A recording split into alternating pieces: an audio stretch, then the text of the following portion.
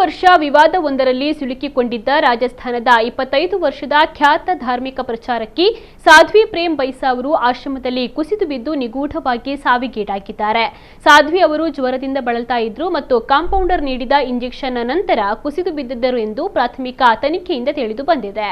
ಆದರೆ ಸಾಧ್ವಿ ಮೃತಪಟ್ಟ ಕೆಲವು ಗಂಟೆಗಳ ನಂತರ ಅವರ ಅಧಿಕೃತ ಇನ್ಸ್ಟಾಗ್ರಾಂ ಖಾತೆಯಲ್ಲಿ ಆತ್ಮಹತ್ಯೆಯ ಪತ್ರದಂತಹ ಪೋಸ್ಟ್ ಒಂದು ಕಾಣಿಸಿಕೊಂಡಿದೆ.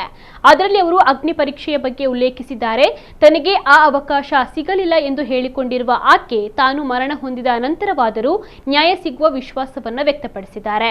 ಸಾಧ್ವಿ ಪ್ರೇಮ್ ಬೈಸಾ ಸಾವಿನ ಕುರಿತು ಹಲವು ಅನುಮಾನಗಳು ಇದ್ದು ಭಕ್ತರು ಪಾರದರ್ಶಕ ತನಿಖೆಗೆ ಆಗ್ರಹಿಸಿ ಆಶ್ರಮದಲ್ಲಿ ಪ್ರತಿಭಟನೆಯನ್ನು ನಡೆಸಿದ್ರು. ಇನ್ನು ಕಳೆದ ವರ್ಷ ಪ್ರೇಮ್ ಬೈಸಾ ವಿವಾದವೊಂದರಲ್ಲಿ ಸಿಲುಕಿಕೊಂಡಿದ್ರು.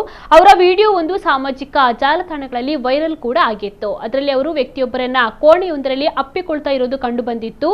ಆ ಕ್ಲಿಪ್ನಲ್ಲಿ ಇನ್ನೊಬ್ಬ ಮಹಿಳೆ ಕೋಣೆಗೆ ಬಂದು ಹೊದಿಕೆಯನ್ನು ತೆಗೆದುಕೊಂಡು ಹೊರಗೆ ಹೋಗ್ತಾ ಇರೋದು ಕೂಡ ಕಾಣಿಸಿತ್ತು.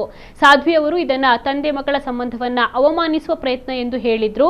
ಪೊಲೀಸರು ಈ ಪ್ರಕರಣದ ತನಿಖೆಯನ್ನ ನಡೆಸಿ ವಿಡಿಯೋವನ್ನ ವೈರಲ್ ಮಾಡಿದ ಆರೋಪದಲ್ಲಿ ಒಬ್ಬ ವ್ಯಕ್ತಿಯನ್ನು ಕೂಡ ಬಂಧಿಸಿದ್ದರು.